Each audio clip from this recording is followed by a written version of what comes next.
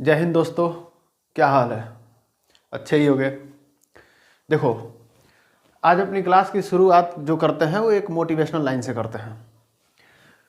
जिंदगी वो हिसाब है जिसको पीछे जाके ठीक नहीं कर सकते हैं, तो बेहतर है कि यहीं से ठीक करो और जो पीछे हो चुका है उसको एक अपना एक्सपीरियंस समझ लो। कहने का मतलब ये है कि ये जो जिंदगी है ना, इसमें एक बार जो चीज़ें चली गई वो चली गई, वो दोबारा नहीं आएंगी। तो बेहतर ये है, अब तुम्हारे हाथ में है।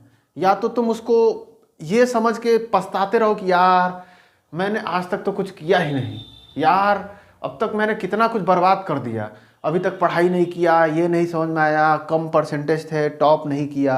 अरे कोई बात नहीं यार, उसमें क्या क्या गलतियां की थी तुमने, बस उस चीज़ को पकड़ो और अब चूंकि आज से बस लग जाओ, उन गलतियों को सुधारो। और यार क्यों नहीं बेहतर हो सकते, आज से भी बेहतर हो सकते हो, आज से भी अपने आप को बेहतर बनाया जा सकता है, क्योंकि अपने आप को ठीक करने का कोई उम्र नहीं होता है।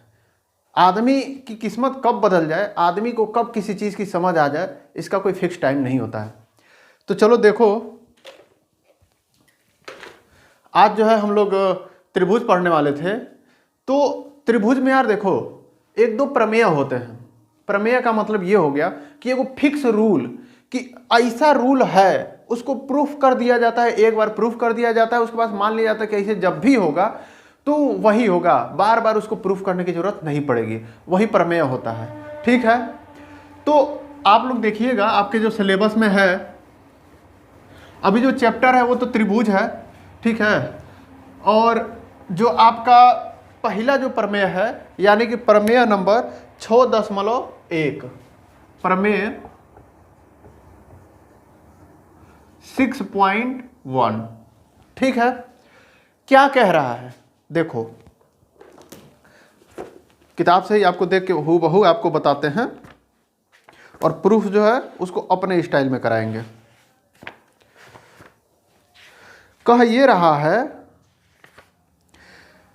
यदि किसी त्रिभुज की एक भुजा के समांतर अन्य दो भुजाओं को भिन्न भिन्न बिंदुओं पर प्रतिच्छेद करने के लिए एक रेखा खींची जाए, तो ये अन्य दो भुजाएं एक ही अनुपात में विभाजित हो जाएंगी। समझ में कुछ नहीं आया, हमको भी नहीं आया। कब समझ में आएगा? जब हम फोटो बनाएंगे। तो अब देखो क्या कह रहा है, कह रहा है यदि किसी त्रिभुज की एक भुजा के समांतर अन्य दो भुजाओं को भिन्न भिन्न बिंदुओं पर प्रतिच्छेद करने के लिए एक रेखा खींची जाए, तो अन्य दो भुजाएं एक ही अनुपात में विभाजित हो जाती हैं।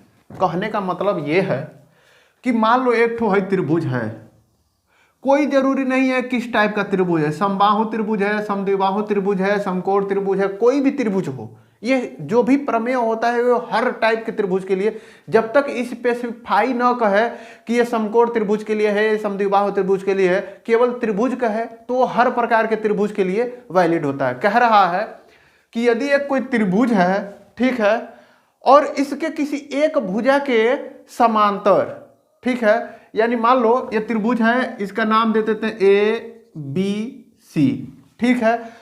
हम मान लेते हैं BC के जो समांतर एक हम रेखा खींचते हैं, कहीं भी BC के समांतर हम रेखा यहाँ पे खींच देते हैं, ये रहा, ठीक है। ये हमने क्या किया, BC के समांतर एक रेखा खींच दिया, इसका हमने नाम क्या दे दिया, D और E। अब देखो ये कह रहा है ये और ये समांतर रेखाएं हैं, ये हमें दिया हुआ है, ठीक है। तो ये कह रहा है हमें सिद्ध करना है क्या, कि AD बट्टा DB बराबर AE बट्टा AC, ठीक है। कोई भी देखो, कोई भी प्रमेय होता है, जब उसको सिद्ध किया जाता है तो उसमें कुछ स्टेप लिखना पड़ता है। जब आप लोग परीक्षा में लिखिएगा तो एग्जामिनर को भी तो बढ़िया बढ़िया दिखना चाहिए ना, तो उसमें आप लोग क्या करिएगा, कौनो हेडिंग डाल के खूब बढ़िया बढ़िया नीक नीक लिखिएगा। आप लोग पहला चीज क्या लिखना होता है, आपको दिया है, ठीक है, दिया है। क्या दिया है भैया, दिया है त्रिभुज ABC देखो ऐसा जब भी चिन्ह बनाया जाए त्रिभुज का छोटी चुक, तो इसका मतलब होता है त्रिभुज ABC। ठीक है, त्रिभुज ABC दिया हुआ है, त्रिभुज ABC में एक DE रेखा है जो BC समांतर DE। ठीक है, इसको जब इस तरीके से लिखा हो, जैसे मान लो लिखे हैं यहाँ पे BC हेतर दुगो लाइन और DC, इसका मतलब ये होता है BC समांतर DC। ठीक है, अगर तो ऐसा लिखा जाए BD हेतर क के लिखा जाए और DC ऐसे मान लो कुछ लिख दिया जाए, तो एकर मतलब ये होता है कि BD जो है वो DC पे क्या है, परपेंडिकुलर है। ठीक है, माने एक दूसरे के समकोण पे ये दोनों काटते हैं। ठीक है, अब देखो यहां पे कह रहा है BC is parallel to, parallel मतलब समानांतर किसके है, DE के। ये है हमें दिया हुआ, ओकरे बाद से लिखना है, सिद्ध करना है।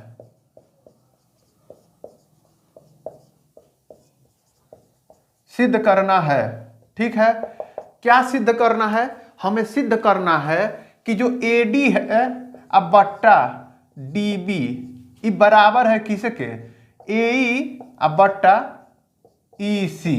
यही हमें सिद्ध करना है कि AD बट्टा DB यानी कि AD अब बट्टा DB यानी कि हाई डिस्टेंस बा आ हाई डिस्टेंस बा, हेतना बट्टा हेतना बराबर हेतना बट्टा हेतना। ये हमें प्रूफ करना है, इसके अनुपात जो है वो बराबर है, यही हमें सिद्ध करना है। ठीक है, और तीसरा काम क्या करना है, लिखना होता है रचना। ठीक है, इसमें आप सिद्ध करने के लिए, ये तो आपको दिया हुआ है, सिद्ध करने के लिए अलग से भी कुछ लाइन इसमें खींचना पड़ेगा। उसी लाइन को क्या कह देते हैं, उस जो भी लाइन आप लोग खींचेंगे वो आप लोग क्या कहाँ लिखेंगे, रचना में आप लोग लिख देंगे। ठीक है, और ओकरे बाद से लास्ट में जो लिखना होता है प्रमाण। तो जो भी प्रूफ करने का जो प्रोसेस है वो प्रमाण लिख के उसके नीचे प्रूफ करना होता है। ये तरीका होता है आपको अच्छा नंबर दिलाने के लिए। जो एग्जामिनर जो कॉपी चेक करेगा वो एकदम देखते ही कहेगा अरे बाप रे लड़का तो बहुत बढ़िया लिखा है। आधा तो समझ लो कि वो देख के उसके दिमाग में आ जाएगा कि हाँ इतना लिखा है मतलब इसको आता है, तो आधा तो वही जब खुश हो जाएगा। ठीक है, तो राइटिंग वाइटिंग में ढेर देखवे नहीं करेगा। ठीक है, तो देखो इसमें थोड़ा सा ना रचना करना पड़ेगा। रचना जब भी आप लोग करिएगा उसको डॉटेड लाइन से दिखाइएगा। डॉटेड लाइन इसलिए ताकि वो अंतर पता चल जाए कि हाँ ये अलग से रचना किया गया है। ठीक है, तो इसमें रचना क्या करना पड़ेगा, BE को मिलाना पड़ेगा और DC को मिलाना पड़ेगा। सीधा लाइनिया खींच दिए यार हम आज, बहुत बढ़िया। ठीक है, एक काम और करना पड़ेगा, हमने DC और BE को मिला दिया और एक काम और करना पड़ेगा है, देखो AE है ना, तो AE पे एक ऐसा लंब खींचना पड़ेगा कि वह D से जाके मिल जाए। ये क्या है, ये 90 अंश पे, ये 90 अंश पे है। 90 अंश पे जब होता है, जैसे मान लो परपेंडिकुलर है तो इसको कैसे दिखाया जाता है, ऐसे दिखाया जाता है। ये भी है तो इधर भी ऐसे दिखा दो। ठीक है, जब भी इस तरीके से इस तरह दिखाया हो तो एक मतलब क्या है, परपेंडिकुलर। खाली हे तरह हो तो एक मतलब क्या है, कोई एक कोण है लेकिन समकोण नहीं है, पता नहीं है समकोण है कि नहीं लेकिन कोई एक कोण है। ठीक है, जैसे हम AE पर एक परपेंडिकुलर यानी कि लंब खींचे कैसे कि जो D पे जाके मिले, वही तरह एक ठो यहां से भी खींचना है, AD पर भी खींचना है जो क्या हो E पे जाके मिले और क्या हो उस पे एक लंब हो। ठीक है, एक के नाम दे दो क्या, यन और यम। ठीक है, इतना रचना कर दिए। तो हेजा क्या लिख दो, रचना। रचना में क्या लिखोगे, BE व DC को मिलाती हुई दो रेखाएं खींचा। ठीक है, और ये तो पहला हो गया। दूसरा क्या हो गया,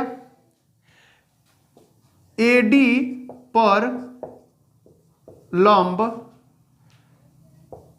NE व AE पर लंब DM खींचा। ठीक है, ये आपने लिख दिया। ये हम अभी आज लिख दे रहे हैं ताकि अगली बार हम लिखेंगे नहीं, मुंह से बोल देंगे, तो आप लोग कॉपी में नोट कर लीजिएगा। ठीक है, ताकि आप लोग को तरीका पता चल जाए। इस चैप्टर में आपके 9 या 10 जो है प्रमेय हैं। हो सकता है कि 9 या 10 प्रमेय बताने में आपको लग जाएगा करीब, मान लीजिए 4-5 दिन लग जाएगा। ठीक है, क्योंकि इसको हमको बहुत समझा के करना है। 4-5 वीडियो लगेंगे, आपके सारे प्रमेय क्लियर हो जाएंगे, फिर कोई दिक्कत नहीं आएगी पूरी जिंदगी भर। ठीक है, ये हो गया। अब हम प्रमाण, देखो क्या प्रूफ करना है ये आप लोग बस दिमाग में रखिएगा। अब उसके बाद से प्रमाण जो है, पूरा जो प्रूफ का जो काम होता है वो प्रमाण वाले सेक्शन में किया जाता है। ठीक है, तो अब हम इन सबको मिटा देते हैं ताकि हमें जगह थोड़ा सा मिल जाए।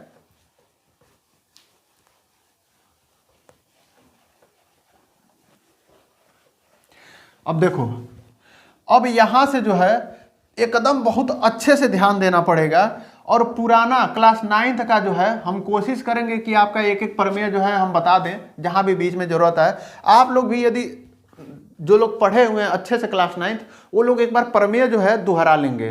ठीक है, तो देखो क्या है, इसको ना प्रूफ करना है कि हमें AD बट्टा DB बराबर है किसके, AE बट्टा EC।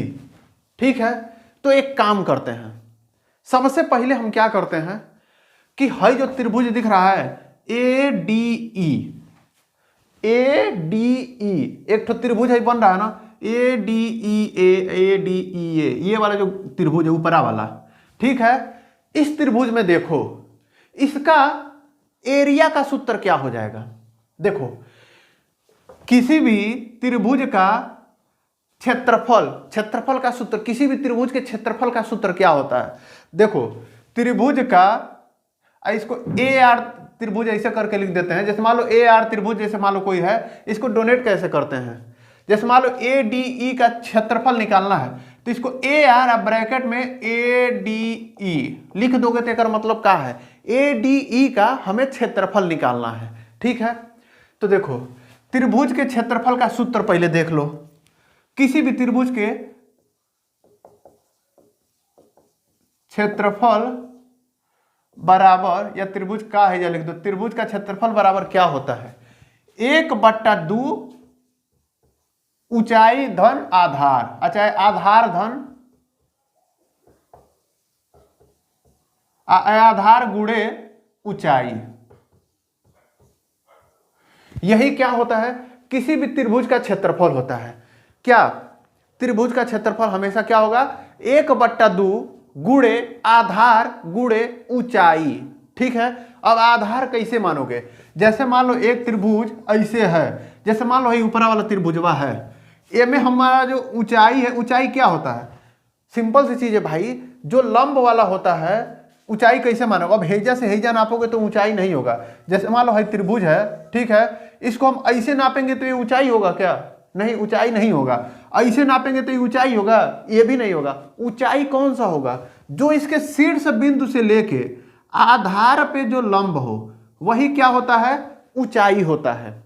त्रिभुज में ये चीज ध्यान दीजिएगा, शीर्ष से लेके आधार पे जो लंब होता है वही ऊंचाई होता है। और ये कोई जरूरी नहीं है कि ये जो लंब है ये त्रिभुज के, ये जो आधार रेखा है इसी पे आए, हो सकता है कि इसके बाहर भी चला जाए, लेकिन ऊंचाई हमेशा क्या होगा, जो आधार रेखा पे लंब, ऐसा लंब जो इसको टच करे वही क्या होगा, उसका ऊंचाई होगा। ठीक है, जैसे एक और हम आपको उदाहरण देते हैं, ऊंचाई आपको समझ में आ जाएगा। जैसे मान लीजिए ऐसे कोई त्रिभुज है, ऐसे कोई त्रिभुज है, ठीक है, ये त्रिभुज है। अब इसका ऊंचाई क्या होगा, अब ऊंचाई, अब हे तरह खींचोगे तो ये ऊंचाई थोड़ी होगा, ऐसे खींचोगे तो ये तो ऊंचाई थोड़ी, ये तो टेढ़ है, टेढ़ कभी ऊंचाई थोड़ी होता है। ऊंचाई क्या होगा, आप इस पे एक ठो डोरा में एगो पत्थर बांध के लटकाइए, ठीक है, और वो जहां लटके ये लाइनिया के और आगे बढ़ा दो, ठीक है, और डोरवा जहां इसको काटे वही क्या हो जाएगा, उसकी ऊंचाई होगी। देखते हो कभी घर बनाते हुए देखे हो गांव में, मिस्त्री क्या करता है, एक तो डोरा में नीचवा एगो लोहा का बांधा रहता है, और उसी से क्या करता है, ऊंचाई नापता है। ऊंचाई नहीं देखता है कि एकदम सीधा है कि नहीं है, टेढ़ मेढ़ होगा तो वो ऊंचाई नहीं होगा। ठीक है, तो यानी कि कहने का मतलब है क्या चेक किया जाता है, इस पे लंब कहाँ आ रहा है, हे रेखा पे एक ऐसा 90 अंश का खींचो, जैसे हेजा 90 अंश का खींचोगे तो हेजा जाएगा, हेकरे 12 हेकरे पास हेजा खींचोगे तो यहाँ जाएगा, यहाँ खींचोगे तो यहाँ चला जाएगा। ये क्या होगा, त्रिभुज के देखो बाहर आ रहा है, ऐसा खींचो कि हे वाला ऊपरा जो है उसके बिंदु तक टच हो, तो ये क्या हो जाएगी इसकी, ये होगी इसकी ऊंचाई। यानी कि यदि इस त्रिभुज का क्षेत्रफल कहा जाए, है मान लो ए है, बी है, सी है मान लो डी है, तो इस त्रिभुज का क्षेत्रफल निकालना हो तो क्या हो जाएगा, इस त्रिभुज का क्षेत्रफल जो होगा, हम मिटा दे रहे कंफ्यूजन ना हो, देखो इस त्रिभुज का क्षेत्रफल कहा जाएगा तो क्या हो जाएगा, हमारा त्रिभुज यही था, यही त्रिभुज था ये, ठीक है, लेकिन इसका क्षेत्रफल क्या हो जाएगा, इसका क्षेत्रफल हो जाएगा A R A B C बराबर, इसका क्षेत्रफल क्या होगा 1/2 गुणे आधार कितना है BC, BD नहीं खाली BC, BC गुणे ऊंचाई, ऊंचाई कितना है AD, यानी कि AD की जो लंबाई है ये क्या हो गई, इसकी ऊंचाई हो गई। यानी कि इसका सूत्र क्या हो गया, ये इसका सूत्र हो गया 1/2 BC गुणे AD।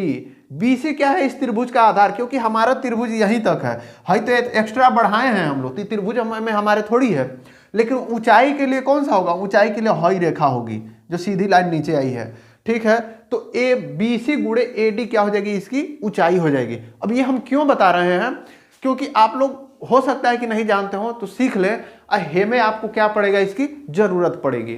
ठीक है, अब इतना समझ गए तब तो बड़े आराम से देखो इसको सॉल्व कर ले जाओगे।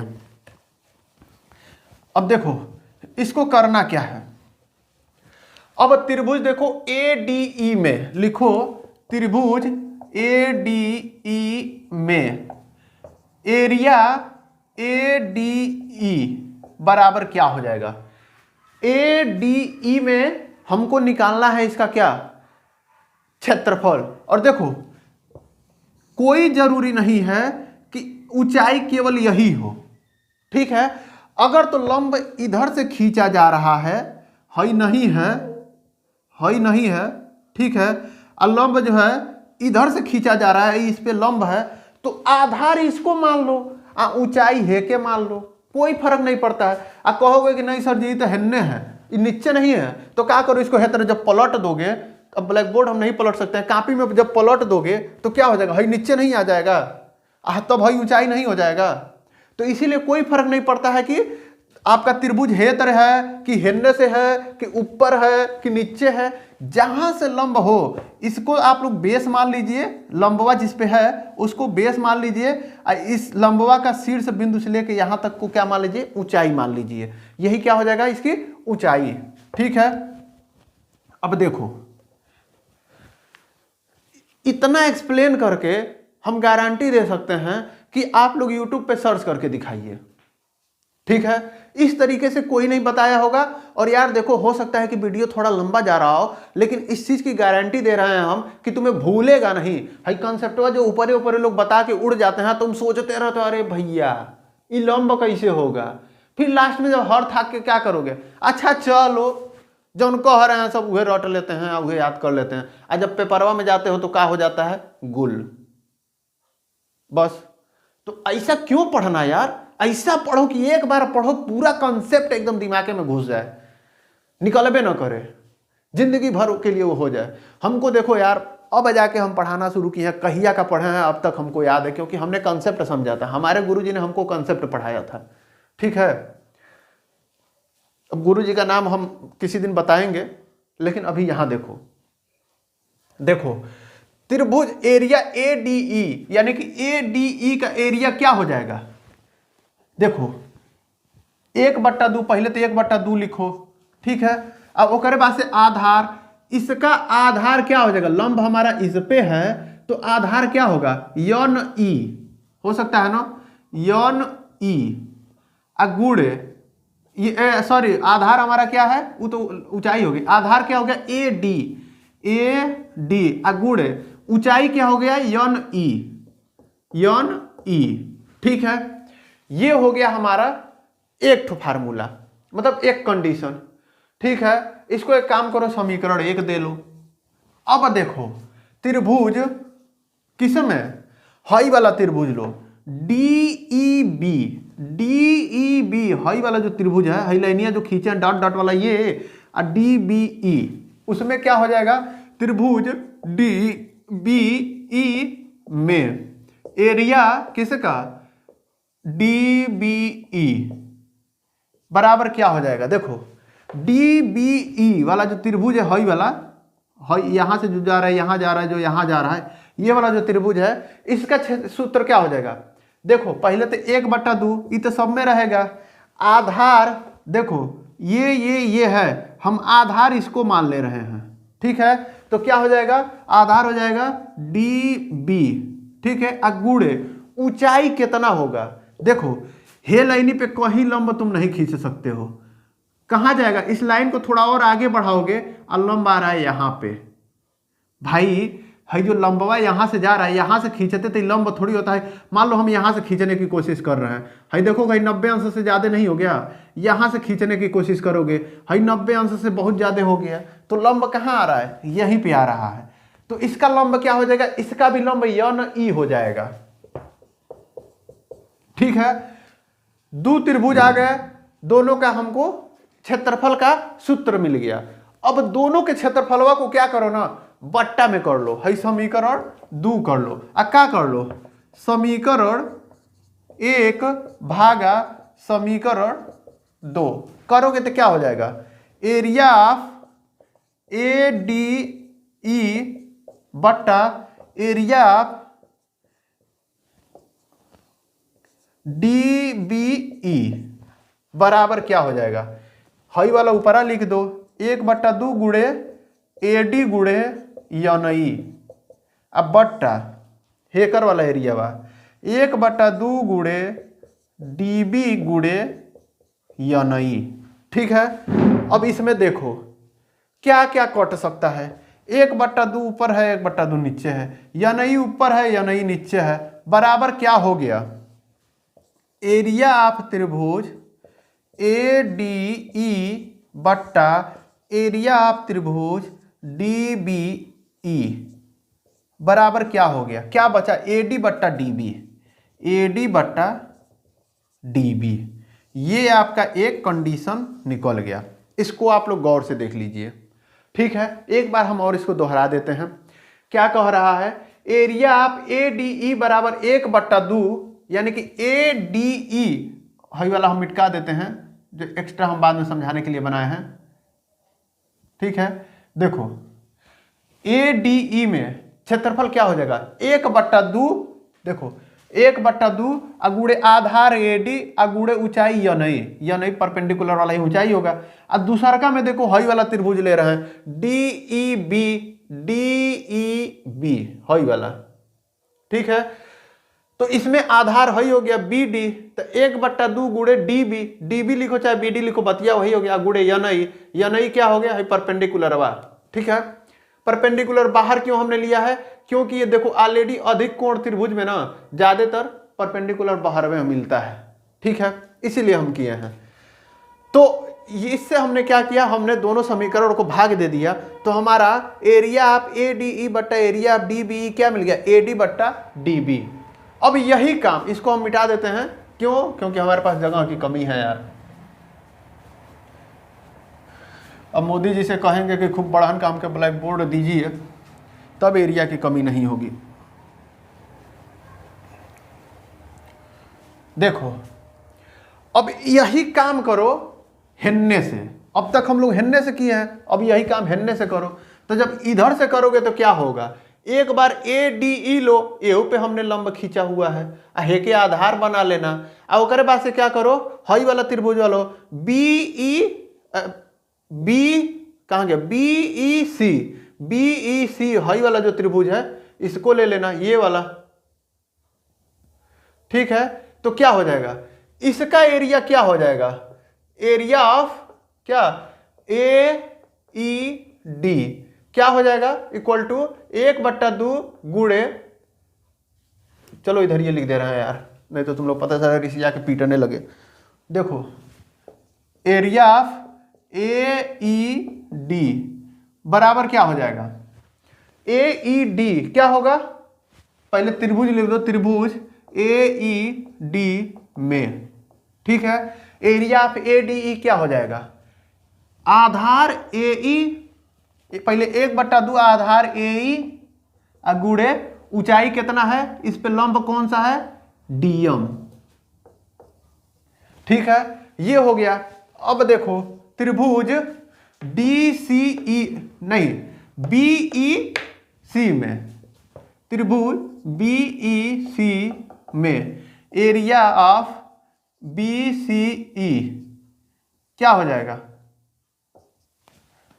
एरिया बी सी ई क्या हो जाएगा, देखो इसमें भी क्या हो जाएगा, तुम्हारा आधार क्या है, आधार यही है, सॉरी बी सी ई नहीं है, डी सी ई है, ये वाला त्रिभुज आपको लेना पड़ेगा, हाई वाला, ये वाला त्रिभुज लेना पड़ेगा, ये वाला त्रिभुज, क्योंकि हमको ये लाइन लेना है, ये वाला त्रिभुज तो हमने इसमें ले लिया है, हमको ये वाला त्रिभुज लेना है अब, हाई वाला, ठीक है।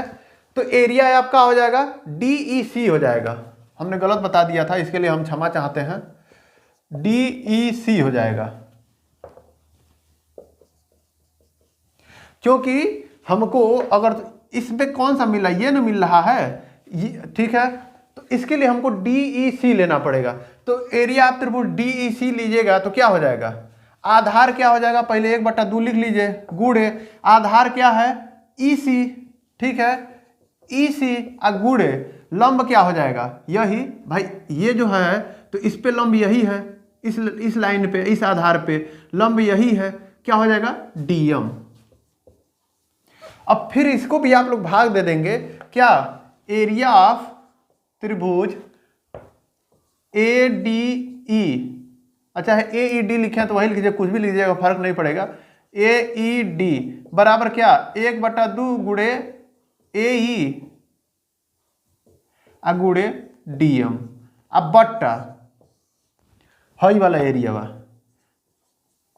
डी ई सी बराबर क्या 1/2 गुणे ई सी गुणे डीएम, डीएम से डीएम कट गया, 1/2 से 1/2 कट गया, क्या बचा ए ई बट्टा ई सी, ठीक है। अब देखो आपके पास एक और मिल गया पहलका वाला के तरह, ठीक है।